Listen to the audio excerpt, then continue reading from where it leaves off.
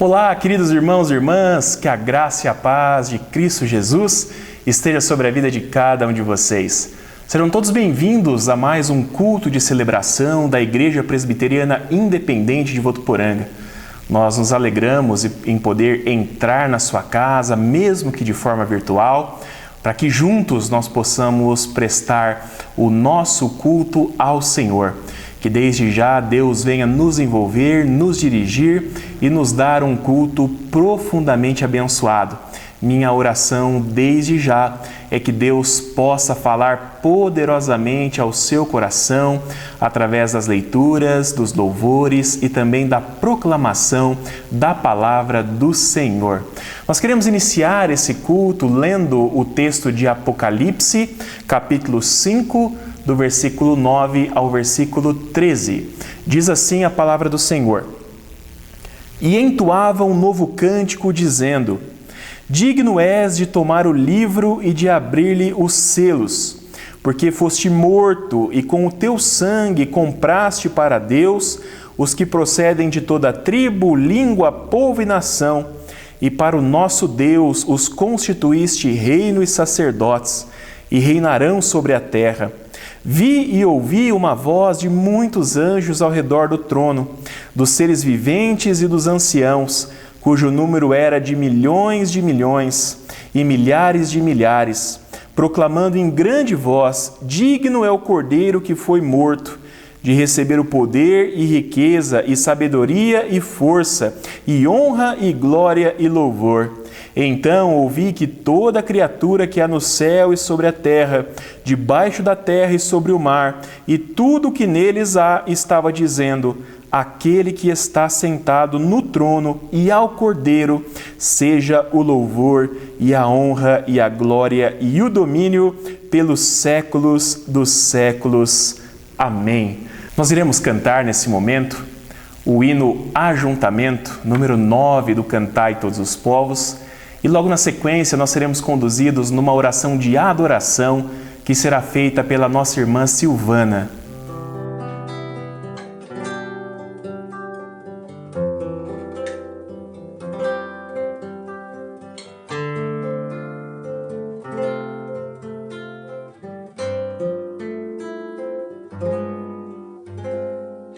Vem, sopra sobre nós teu sopro, reunidos nesse ajuntamento, honra e santifica esse momento com a tua igreja, que é teu povo. Faz teu rio de paz correr no meio destes que por fé vem bendizer, e a uma voz oferecer-te teus louvores, súplicas e anseios. Tu és o Senhor de toda a glória, hoje, sempre, como fosse outrora. No correr da história, revelando seu amor, Deus bendito, Rei e Salvador. Deus bendito, Rei e Salvador. Vem, sopra sobre nós teu sopro, reunidos nesse ajuntamento, honra e santifica esse momento com a tua igreja, que é teu povo. Faz de paz correr no meio destes que por fé vem bendizer-te, e a uma voz oferecer-te teus louvores, súplicas e anseios. Tu és o Senhor de toda a glória, hoje e sempre como fosse outrora. No correr da história, revelando seu amor, Deus bendito, Rei e Salvador. Deus bendito, Rei e Salvador. Tu és o Senhor de toda a glória, hoje e sempre como fosse outrora. No correr da história, revelando seu amor, Deus bendito, Rei e Salvador. Deus bendito, Rei e Salvador.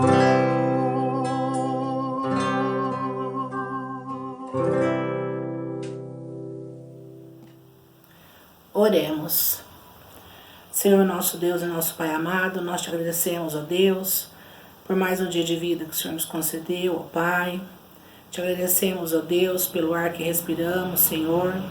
Nós te louvamos, ó Deus, porque sabemos que o Senhor nos ama, ó Pai, apesar de sermos pecadores, Senhor. Nós te damos graças, ó Deus, porque temos a Ti como Senhor de nossas vidas, ó Deus, que o Senhor tem cuidado de nós, ó Pai. O Senhor nos ama, ó Pai, o Senhor tem feito maravilhas em nossas vidas, ó Deus. Venha estar abençoando a sua igreja, ó Deus, cada irmão, cada irmã em suas casas, ó Deus, que o Senhor esteja abençoando e cuidando de cada um deles, ó Pai. Nós te louvamos, nós te adoramos, ó Deus, na beleza da tua santidade, ó Pai. Muito obrigado, ó Deus, por tudo que o Senhor já tem feito em nossas vidas e perdoa os nossos pecados em nome de Jesus. Amém. Amém. Meus irmãos, este é o momento do nosso culto, onde nós temos a oportunidade de confessar os nossos pecados ao Senhor, a oportunidade de termos um tempo de oração na presença do nosso Deus, contando para Ele não apenas os nossos pecados, mas as nossas angústias, os nossos problemas, as nossas dificuldades, contando com a maravilhosa graça de Deus que é derramada na nossa vida por intermédio de Cristo. Antes de nós orarmos, nós queremos ler um texto que vai nos introduzir a esse momento. E esse texto se encontra no livro do profeta Ezequiel, capítulo 36, do verso 25 ao 27. Após a leitura desse texto, nós iremos, em espírito de oração, cantar a canção Águas Purificadoras. Diz assim a palavra de Deus: Então aspergirei água pura sobre vocês, e ficareis purificados de todas as vossas imundícias, e de todos os vossos ídolos vos purificarei. Dar-vos-ei coração novo, e porei dentro de vós espírito novo. Tirarei de vós o coração de pedra, e vos darei coração de carne. Porei dentro de vós o meu espírito, e farei que andeis nos meus estatutos, guardeis os meus juízos e os observeis. Vamos cantar Águas Purificadoras em espírito de oração na presença de Deus.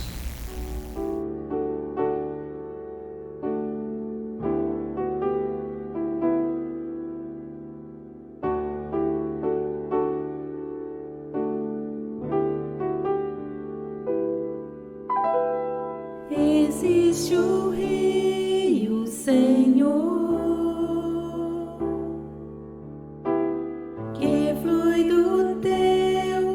grande amor. Águas que correm do trono, águas que curam, que limpam.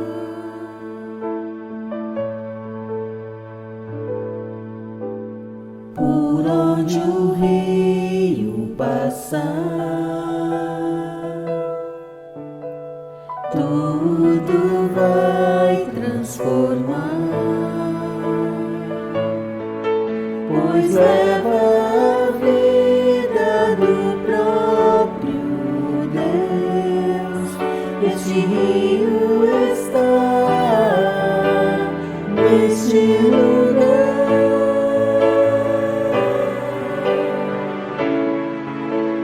Quero beber do teu rio, Senhor, sacia minha sede, lava o meu interior. Eu quero fluir em tuas águas, eu quero beber da tua fonte, fonte de águas vivas. Tu és a fonte, Senhor.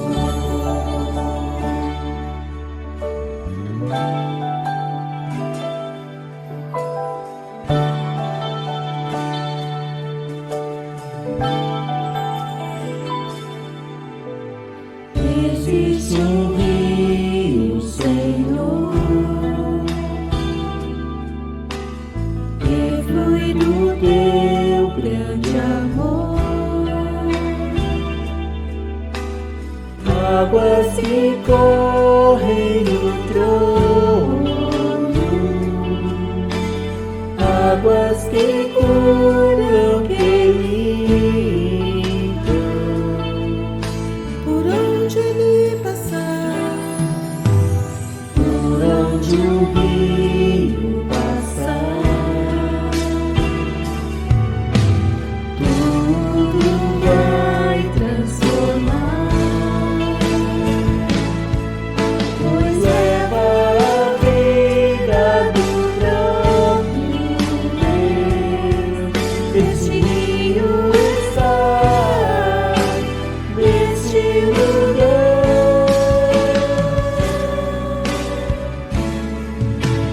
Quero beber do teu rio, Senhor, sacia minha sede, lava o meu interior. Eu quero fluir em tuas águas, eu quero beber da tua fonte, fonte de águas vivas. Tu és a fonte, Senhor. Tu és o rio, Senhor. Tu és a fonte, Senhor. Tu és o rio, Senhor. Tu és a fonte, Senhor. Tu és o rio, Senhor. Tu és a fonte, Senhor. Feche os seus olhos, curve a sua cabeça. Nós teremos alguns instantes de oração silenciosa e eu te convido a falar com o Senhor nesse momento. Abra o seu coração, coloque os seus fardos diante do Senhor, confiando naquilo que o próprio Cristo nos promete, que Ele nos daria alívio. A gente vai orar por alguns instantes de forma silenciosa e depois nós seremos conduzidos numa oração de confissão de pecados que será feita pela nossa irmã Jalile.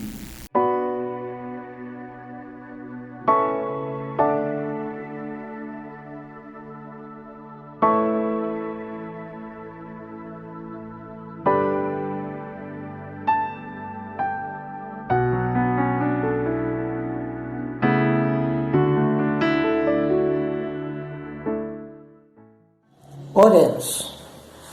Pai Todo-Poderoso, nos colocamos na Sua presença, Senhor, em primeiro lugar para lhe agradecer a nossa vida e a oportunidade de podermos mais uma vez estarmos todos juntos na Sua presença, mesmo que virtualmente, Senhor.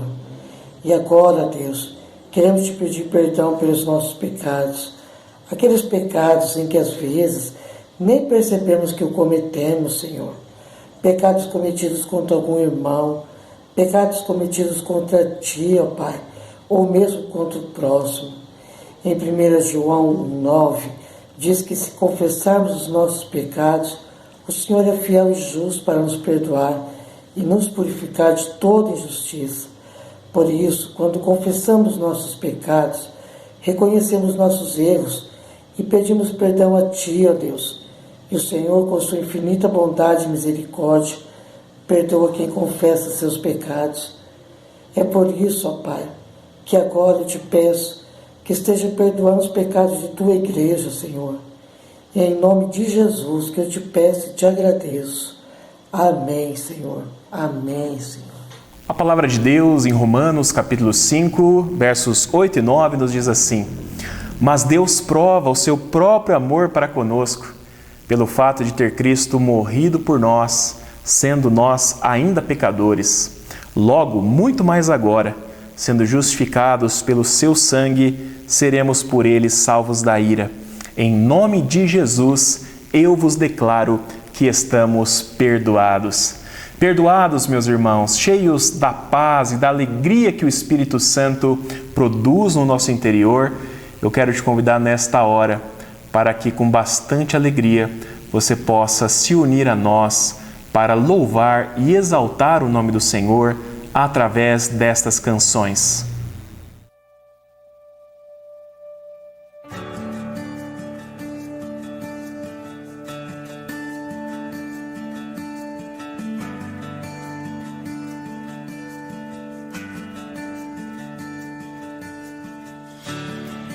Não há nada igual, não há nada melhor ao que se compara a esperança viva. Tua presença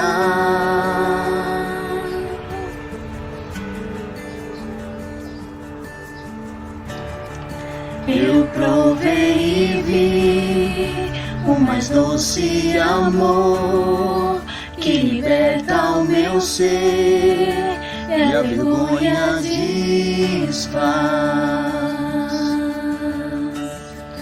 Tua presença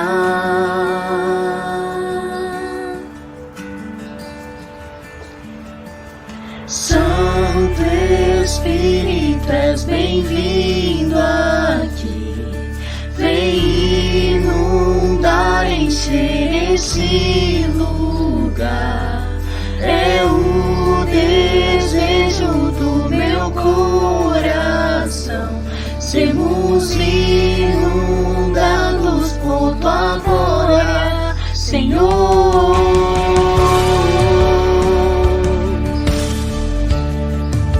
Tua glória,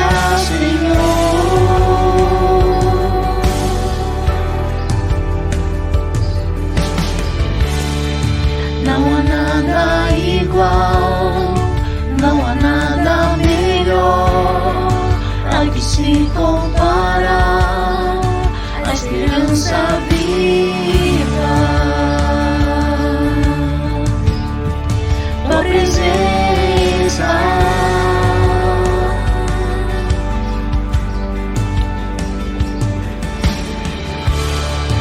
eu provei e vi doce amor que liberta o meu ser e a vergonha desfaz.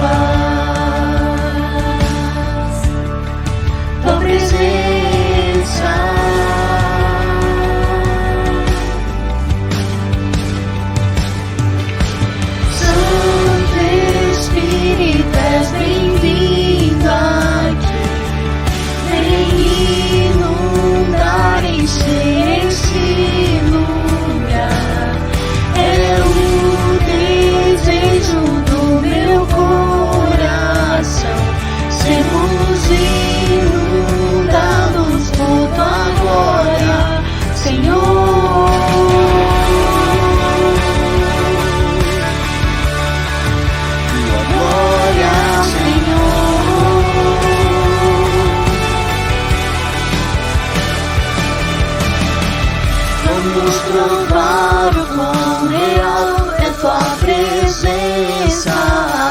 Vamos provar da tua glória e bondade. Vamos provar o quão real é tua presença. Vamos provar da tua glória e bondade. Vamos provar o quão real é tua presença. Vamos provar a tua glória e bondade. Vamos provar o quão real é tua presença. Vamos provar a tua glória e bondade, Senhor.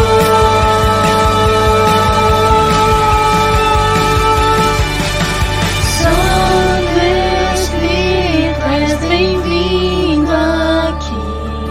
Vem inundar, encher esse lugar. É o desejo do meu coração. Sermos inundados por tua glória, Senhor.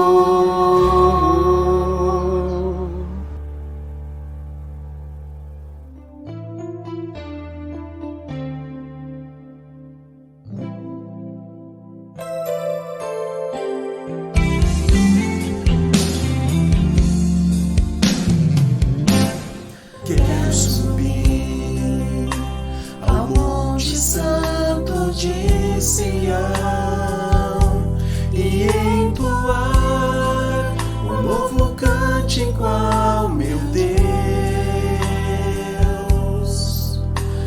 Mais que palavras, minha vida eu quero entregar.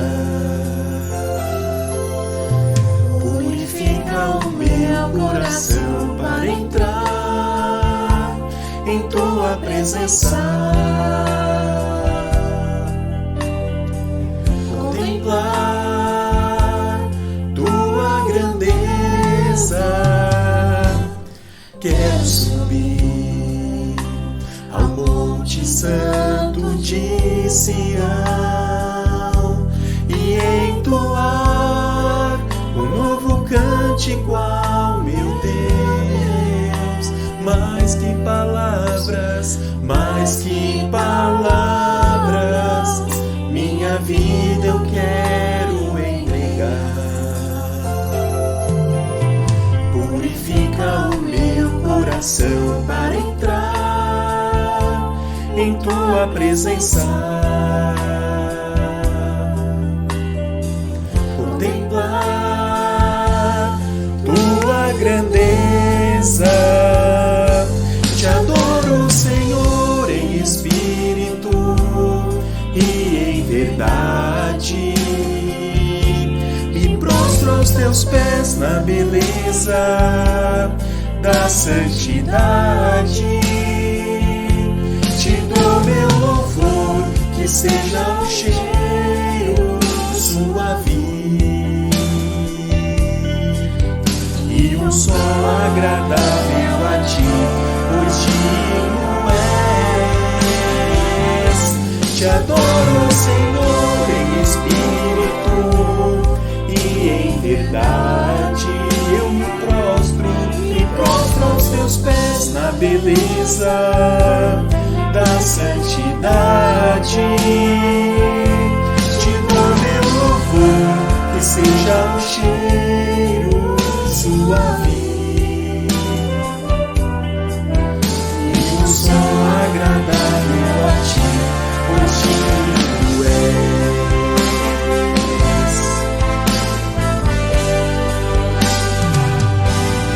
Quero subir ao Monte Santo de Sião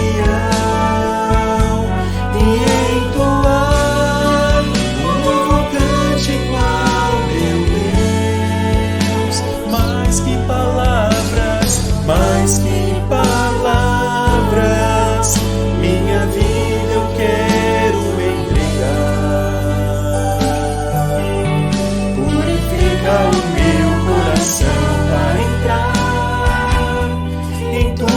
presença. Proclamar tua grandeza.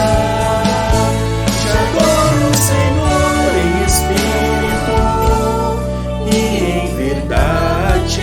Eu me prostro aos teus pés na beleza da santidade.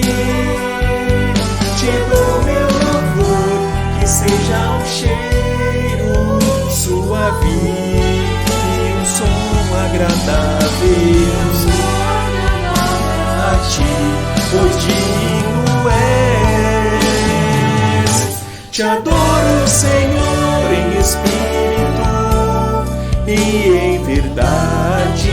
Eu me prostro aos teus pés na beleza da santidade. Te dou meu louvor, que seja um cheiro suave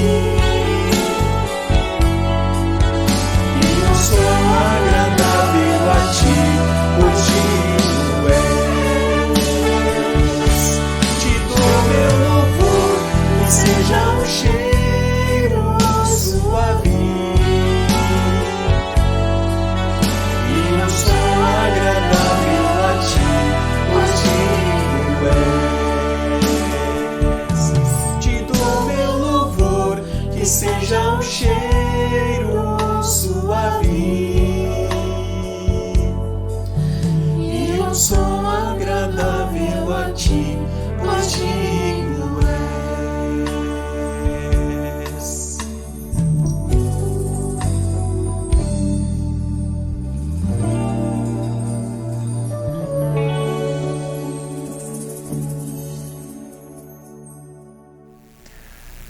Queridos irmãos, como temos falado, durante esse período de isolamento social, enquanto as nossas atividades presenciais estão suspensas, os nossos dízimos e ofertas devem ser entregues preferencialmente através de depósito ou transferência bancária.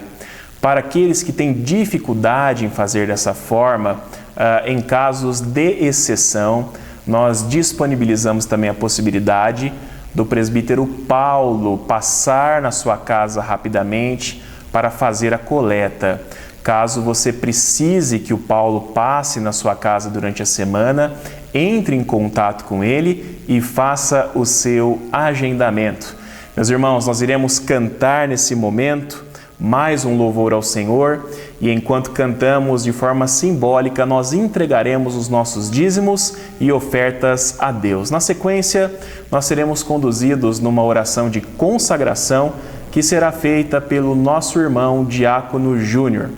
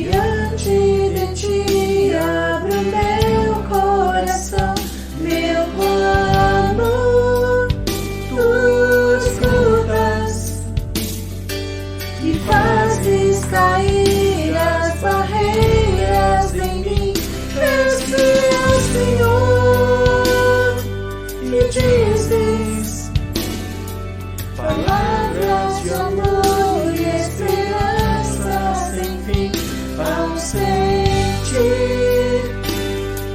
o teu toque, por tua bondade libertas meu ser no calor.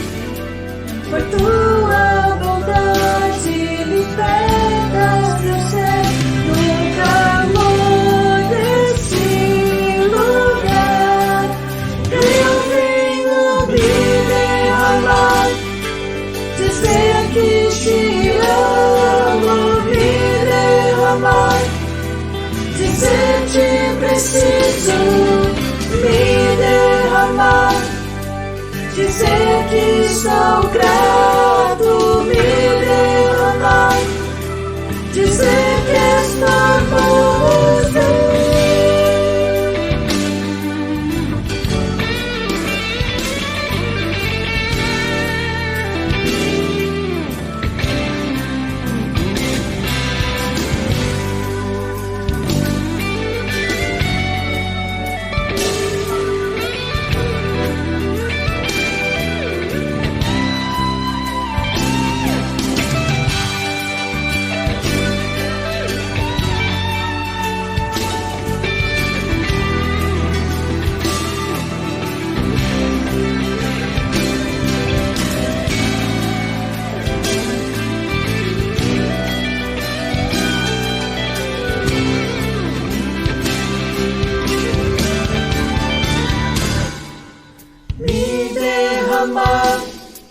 Dizer que te amo, me derramar, dizer que preciso me derramar, dizer que sou grato, me derramar, dizer que és famoso, me derramar, dizer que te amo, me derramar, dizer que preciso me derramar, dizer que sou grato, me derramar, dizer que és famoso, me derramar, dizer que te amo, me derramar, dizer que preciso me derramar, dizer que sou grato, me derramar, dizer que és famoso.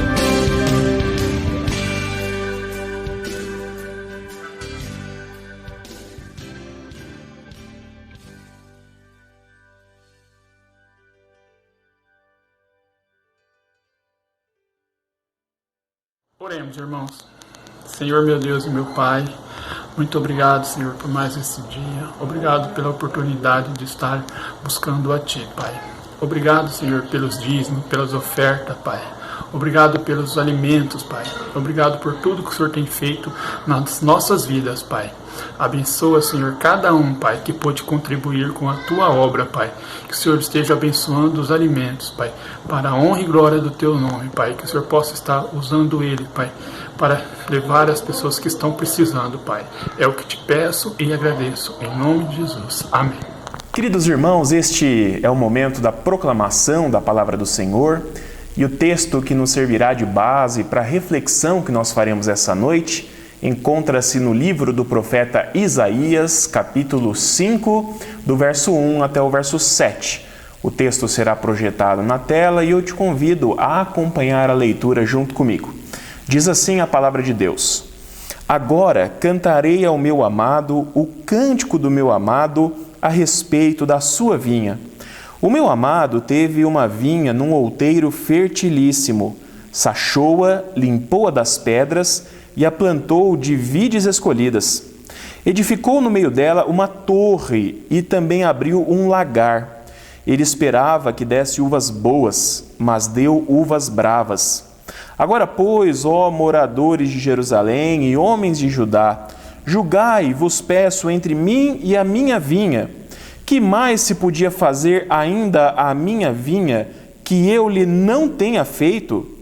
E como, esperando eu que desse uvas boas, veio a produzir uvas bravas? Agora, pois, vos farei saber o que pretendo fazer à minha vinha. Tirarei a sua sebe, para que a vinha sirva de pasto. Derribarei o seu muro, para que seja pisada. Torná-la-ei em deserto. Não será podada, nem sachada, mas crescerão nela espinheiros e abrolhos. Às nuvens darei ordem que não derramem chuva sobre ela, porque a vinha do Senhor dos Exércitos é a casa de Israel, e os homens de Judá são a planta dileta do Senhor, este desejou que exercessem juízo, e eis aí quebrantamento da lei, justiça, e eis aí clamor. Palavras do Senhor. Queridos irmãos, Isaías, filho de Amós, foi um dos que nós chamamos de profetas maiores. Maiores não por conta da sua estatura, mas por causa da quantidade de profecias que registrou e que fazem parte das Sagradas Escrituras. Ele profetizou na segunda metade do século 8 a.C., durante os reinados de Uzias, Jotão, Acás e Ezequias no reino de Judá. Para o povo de Deus, apenas para nós relembrarmos, este foi o contexto do reino dividido. No início do período da monarquia de Israel, durante 120 anos, sob os reinados de Saul, Davi e Salomão, o povo de Deus vivia como um único reino. Contudo, após a morte de Salomão, por causa de algumas decisões tomadas por Roboão, seu filho e também o sucessor natural ao trono, o reino acabou se dividindo entre norte e sul. No norte, como nós sabemos, ficou o reino de Israel, cuja capital era Samaria. E no sul ficou estabelecido o reino de Judá, cuja capital era Jerusalém. Isaías profetizou justamente neste contexto histórico. Um contexto onde os dois reinos ou as duas nações, mas de forma especial Israel ao norte, se afastavam cada vez mais do Senhor, deixavam de obedecer às suas leis e deixavam também de viver conforme a sua vontade. E para piorar a situação, irmãos, muitos se tornaram idólatras e passaram a adorar e a servir os falsos deuses das nações vizinhas. Por esse fato, por estarem traindo e quebrando a aliança que havia sido feita com o Senhor, Deus enviou Isaías como o seu profeta, o seu mensageiro, com o propósito de adverti-los e chamá-los ao arrependimento, mas ao mesmo tempo declarando as consequências que eles sofreriam se não mudassem de vida, se não retornassem aos caminhos do Senhor. Logo no início de uma longa série de profecias, já que Isaías possui 66 capítulos, nós encontramos um oráculo do Senhor que foi profetizado por intermédio de uma parábola. Parábolas, meus irmãos, são pequenas histórias que se utilizam de elementos comuns, elementos do nosso dia a dia, elementos conhecidos dos seus ouvintes e que têm como propósito ensinar sempre alguma lição. Esse formato de parábola narrada por Isaías, ela é classificada pelos teólogos, pelos biblicistas, como uma parábola jurídica. Uma parábola jurídica, meus irmãos, ela é caracterizada sempre por uma espécie de realismo que provoca aqueles que estão ouvindo a um auto-julgamento. E ao fazerem isso, a se auto-julgarem, consequentemente, os ouvintes da parábola acabam se condenando. Em outras palavras, é um tipo de parábola que quem ouve inevitavelmente se envolve, se coloca na parábola e quando ouve o que ela tem a dizer, acaba chegando à conclusão de que a lição dada por ela condena ou aponta para alguma coisa na sua vida. Um exemplo desse tipo de parábola é a que o profeta Natã contou para o rei Davi na ocasião em que ele assassinou Urias e se casou com Batseba. Natã vai contando para Davi a história de um homem rico e poderoso que roubou a única ovelhinha de um homem simples, de um homem pobre, e a matou para servir de alimento a um visitante que havia chegado na sua casa.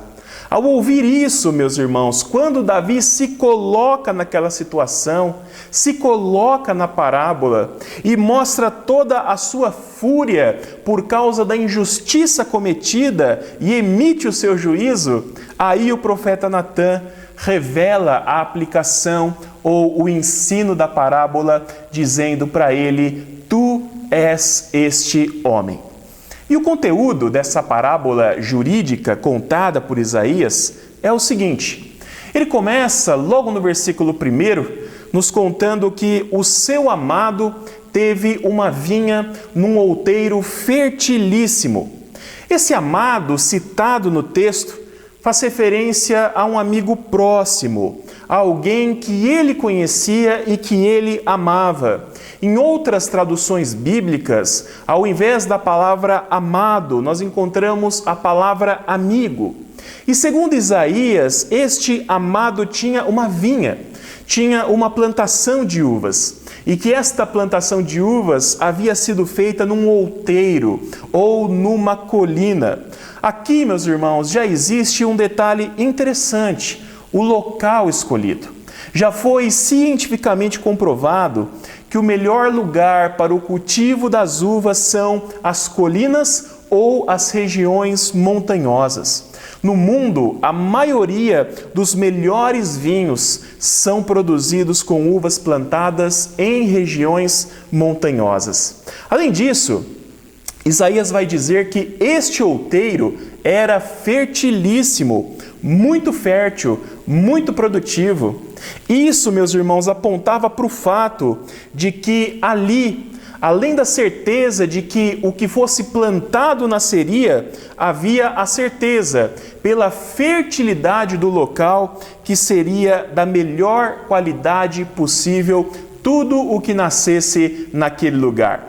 Mas além de ter investido no melhor lugar possível, a partir do versículo 2, Isaías vai nos mostrar outros investimentos que foram feitos naquele local antes do plantio. O texto diz que o dono, o proprietário daquela terra, sachou ou cavou a terra, limpou, tirou todas as pedras do terreno e, após ter feito toda essa preparação necessária, plantou o que Isaías chama de vides escolhidas. Sabe o que isso significa? Significa que eram videiras selecionadas, eram as melhores possíveis de toda aquela região. E aí, meus irmãos, diante desse investimento, surgiu uma preocupação com a segurança do local. E o que o dono fez? Segundo o texto, ele mandou construir uma torre de vigia no meio das suas videiras. Percebam aqui um detalhe interessante.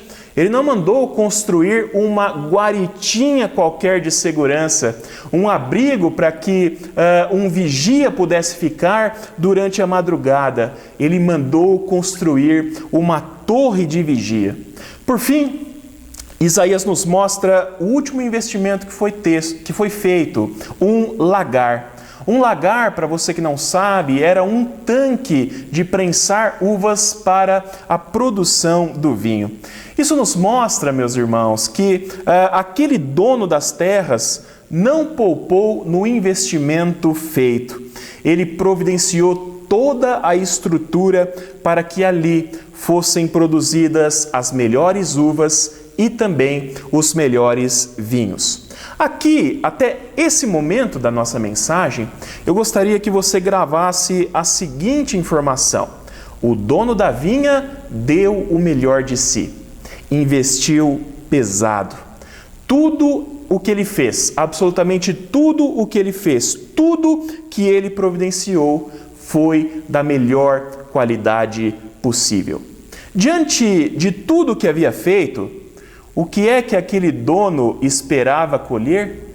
Obviamente, ele esperava colher uvas boas, uvas excelentes. Aliás, meus irmãos, ele queria produzir uvas tão boas que produzissem talvez o melhor vinho já provado em toda aquela região.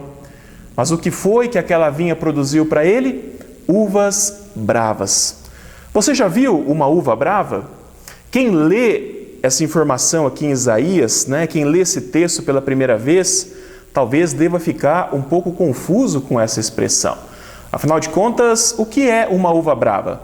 Será que as uvas ganharam vida, se rebelaram e atacaram todo mundo ali? Ou será que quando elas eram colhidas, quem olhava para elas vinha alguma cara ou algum rosto bravo de alguma forma impresso nas uvas? Obviamente não, meus irmãos, né? Uvas bravas era uma expressão para designar uvas azedas. Não eram as uvas que ficavam bravas, eram as pessoas que comiam delas, porque eram azedas, eram incomíveis, eram inutilizáveis para a produção de vinho. Lembrem o quadro geral que nós já pintamos até aqui. Um alto investimento foi feito, as melhores expectativas possíveis e o péssimo resultado constatado no momento da colheita.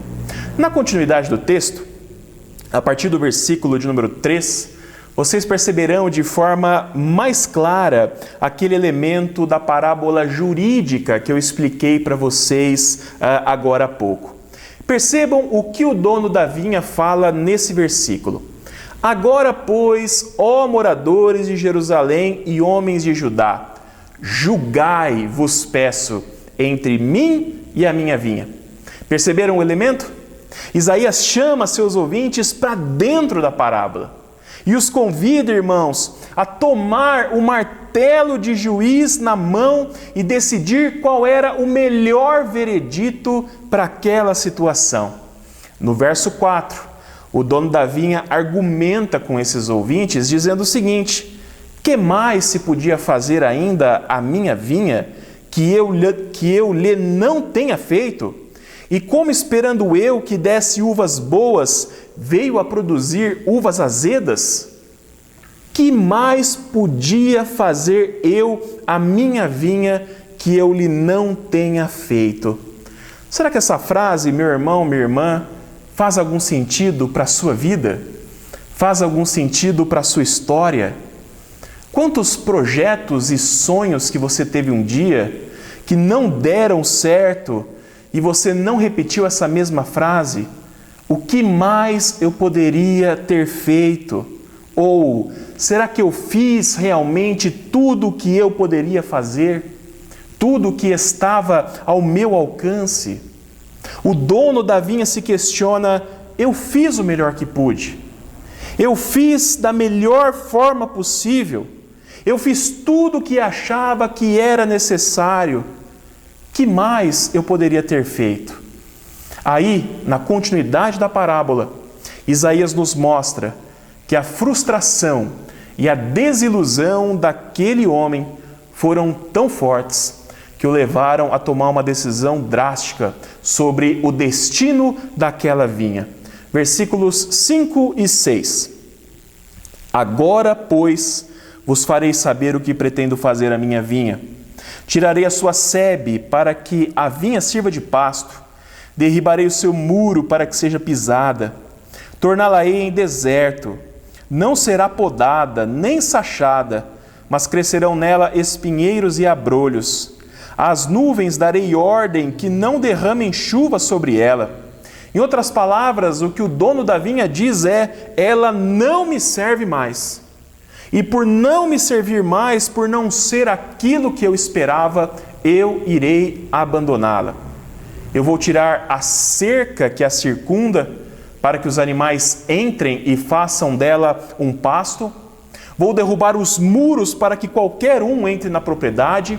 Não vou podá-la mais, nem cuidarei mais da terra. Eu simplesmente vou deixar os espinhos e o mato crescer. E para piorar ainda mais aquela situação, ele ainda diz que daria ordem às nuvens para que elas não despejassem sequer uma gota de água naquele lugar. Aquilo que eu amei, aquilo que eu investi tanto e fiz da melhor forma possível, segundo a fala do próprio dono da vinha, se tornaria um deserto.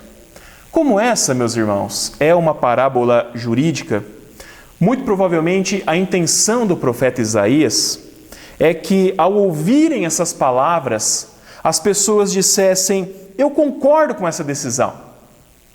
Realmente é o melhor veredito. Se foi feito tudo da melhor forma possível e aquela terra não produziu, então não há mais nada a se fazer ali. E é nesta hora que no versículo de número 7, Isaías revela a grande lição da parábola. Ele diz assim: porque a vinha do Senhor dos Exércitos é a casa de Israel, e os homens de Judá são a planta dileta do Senhor. Este desejou que exercessem juízo, e eis aí quebrantamento da lei, justiça, e eis aí clamor. Isaías, meus irmãos, deixa muito claro para o povo: vocês ouviram a história, e vocês concordaram que era justa a decisão do dono da vinha. Pois bem, essa vinha pertence a Deus. Esta vinha pertence ao Senhor. E os homens de Judá são a planta dileta, a planta selecionada, a planta preciosa que ele plantou nessa vinha.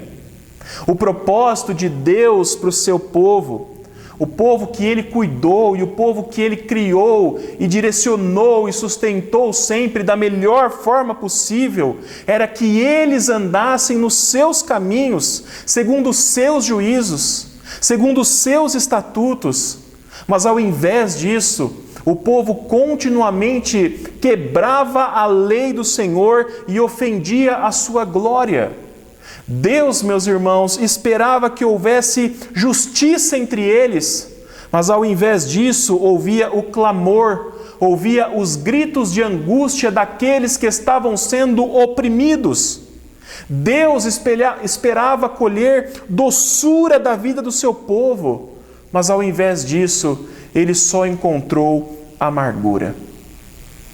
Talvez, nesse ponto da mensagem, você esteja se perguntando: tá ok, pastor Bruno, realmente o povo de Israel, o povo de Judá, pisaram na bola com Deus, não produziram o que ele queria, e o castigo que eles receberam foi justo.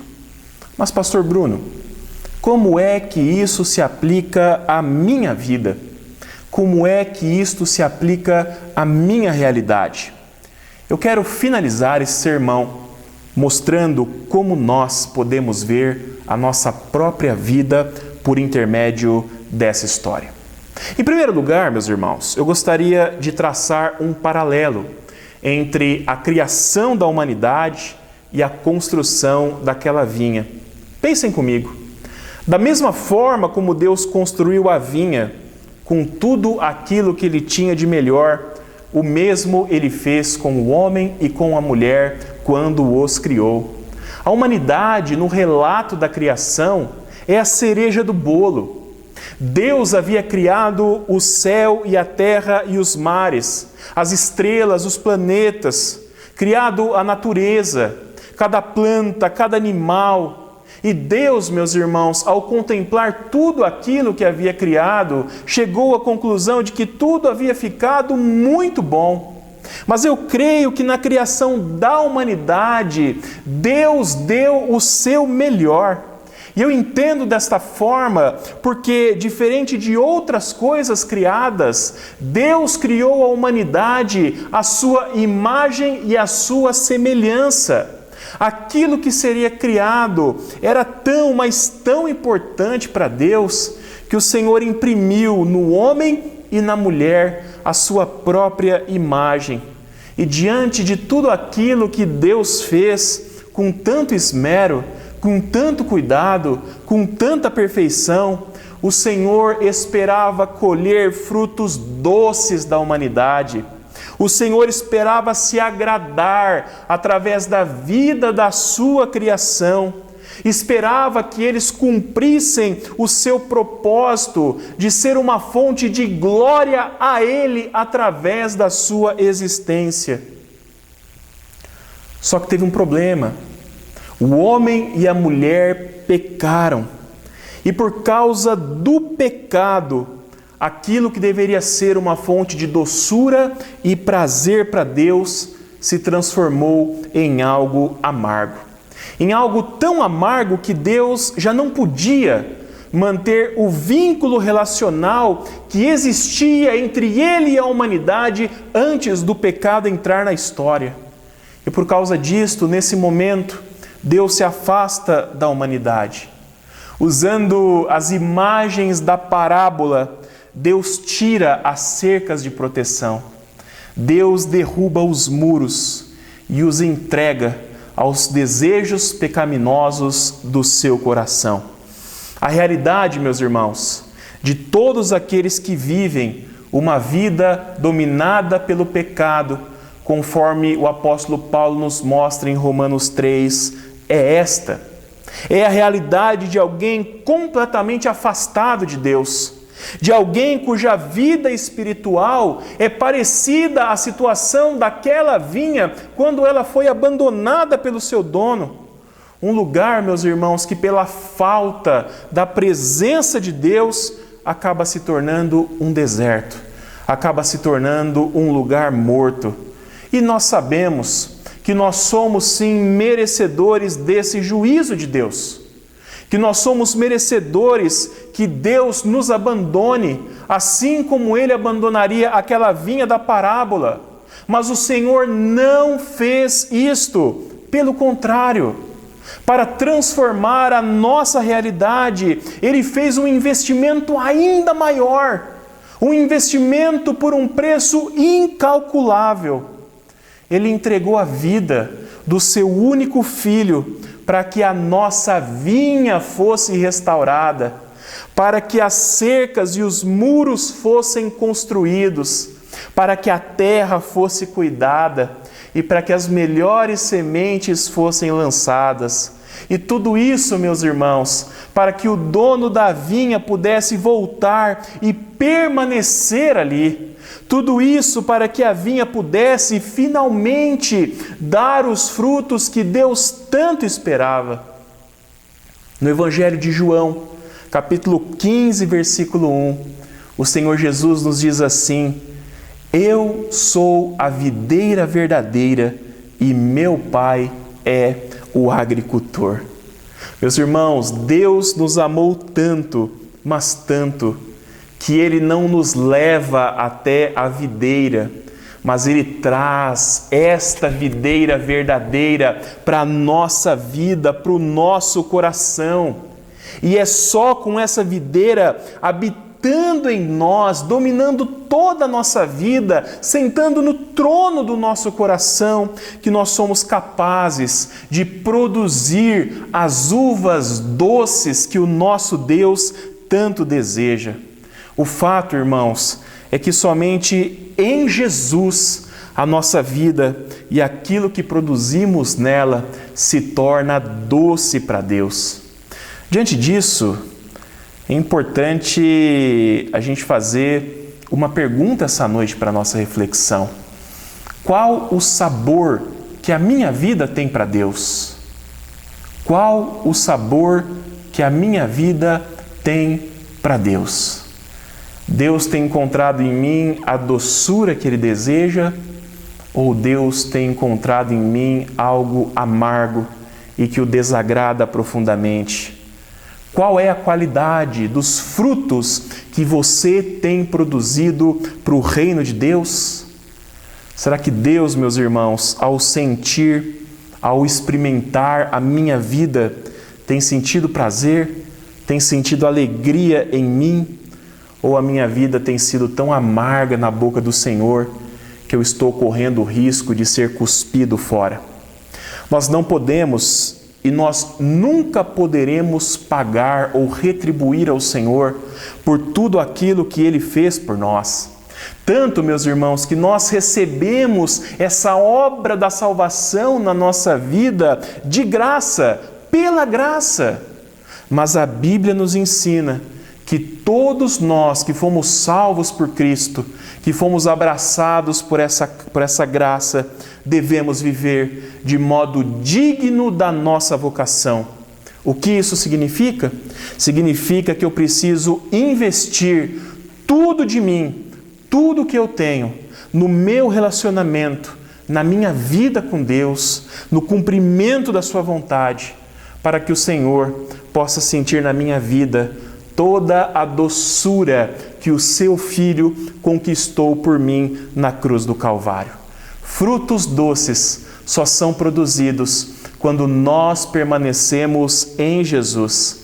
E permanecer em Jesus vai muito além do que frequentar uma igreja, vai muito além do que assistir a cultos. Permanecer em Jesus é estar conectado com Ele 24 horas por dia, 7 dias por semana. Permanecer em Jesus é ter vida constante de oração, é ter vida de leitura e estudo da Palavra de Deus, é ter vida de serviço tanto ao Senhor quanto ao próximo. Meu irmão, minha irmã, quanto mais próximo de Jesus você estiver, mais doces serão os seus frutos e mais o Senhor se alegrará da sua vida. Se você tem percebido que determinadas áreas da sua vida têm sido amargas para Deus, hoje é uma oportunidade para que você se arrependa diante do Senhor, uma oportunidade para que você creia e receba no seu coração o único que pode redimir a sua vida, o único que pode transformar a sua história. Não importa o estado que está a sua videira, o poder de Cristo pode restaurá-la completamente para a honra e para a glória do Senhor. Que através de uma vida em Cristo, a videira verdadeira, nós possamos produzir o doce fruto que Deus espera de nós. Que o Senhor assim te abençoe em nome de Jesus. Amém. Vamos orar, meus irmãos? Vamos falar com Deus nesse momento? Pai querido, Pai de amor, nós te agradecemos com todo o nosso coração pela Tua palavra, Senhor. Obrigado porque ela é rica, ela é eficaz, pela ação do Teu Espírito Santo, ela penetra profundamente no nosso coração e tem o poder de apontar na nossa vida aquilo que está errado, aquilo em que nós precisamos nos arrepender e precisamos mudar, Senhor.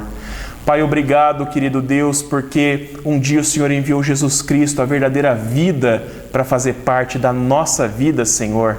Obrigado, Senhor, porque conectados a Ele e tão somente nele, nós podemos produzir os doces frutos que te agradam, Senhor. Nos ajuda, Pai, para que nós possamos estar cada vez mais perto de Jesus, andar com Ele, aprender dEle, sermos mais parecidos com Ele e dessa forma vivermos de uma maneira digna da vocação a qual nós fomos chamados, Senhor. Louvado e engrandecido seja o Teu nome pela Tua palavra essa noite, Pai. Nós queremos Te agradecer por esse culto, Senhor, por tudo que o Senhor fez por nós nesta celebração.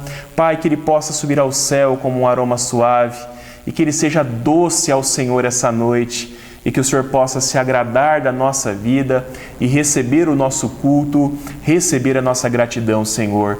Pai, eu oro por todos aqueles que estão nos assistindo nesse momento, Senhor. Eu suplico em nome de Jesus para que a Tua bênção os alcance, ó Deus.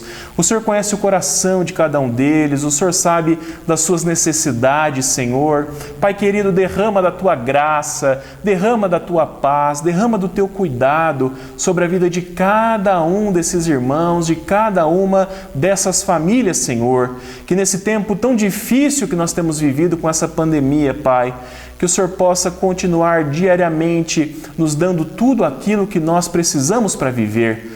Controla, Senhor, a ansiedade do nosso coração, ó Deus, que nós possamos confiar, Pai, nos preocupar com o dia de hoje, crendo, Pai, que do amanhã o Senhor já está cuidando, porque tudo está sob o controle da Tua mão, Senhor. Fica conosco, nos dê uma semana abençoada, uma semana debaixo da Tua proteção, do Teu cuidado, que o Senhor esteja ao nosso lado, Pai, e que o Senhor nos sustente em todas as situações. É no nome santo e precioso de Jesus que nós oramos gratos por tudo. Amém, querido Deus. Recebei a bênção, que a graça e a paz do nosso Senhor e Salvador Jesus Cristo, que o grande e o incomparável amor de Deus o Pai, que a comunhão, a direção, a consolação, a cura que vem do Espírito Santo de Deus esteja sobre a sua vida e sobre todo o povo do Senhor espalhado pela face da terra, hoje e para todo sempre. Amém, Senhor. Amém, querido Deus. Meus irmãos, nós queremos agradecer a todos aqueles que estiveram conosco esta noite, de forma especial aqueles que nos visitam, mesmo que de forma virtual. Nós nos alegramos muito em saber que vocês têm se juntado a nós para as nossas celebrações, para os nossos cultos ao Senhor. Que Deus abençoe ricamente a sua vida, a sua família e que você possa estar conosco mais vezes. Nós queremos agradecer também a todos aqueles que colaboraram para a realização deste culto, de forma especial ao nosso Ministério de Louvor, que participou em peso hoje. Meus irmãos, antes de nós nos despedirmos, nós queremos lembrar rapidamente as nossas programações desta semana. De segunda, quarta e sexta, às 21 horas, através do Google Meet, nós nos reuniremos para a nossa oração da noite. Terça-feira, às 20 horas, nós teremos o nosso Buscando ao Senhor, que é a nossa reunião de oração online. E na quinta-feira, às 20 horas, também através do Google Meet, nós teremos a nossa escola bíblica e daremos continuidade ao nosso estudo da carta aos Gálatas. Lembrando àqueles que perderam as 2 primeiras aulas de que elas estão disponíveis no nosso canal do YouTube e você pode assisti-las quando quiser. Não se esqueça, ao entrar no nosso canal, de se inscrever e de ativar o sininho também para receber uma notificação sempre que nós colocarmos um vídeo novo da nossa igreja. Meus irmãos, uma excelente semana a todos e até a próxima, se Deus assim o permitir.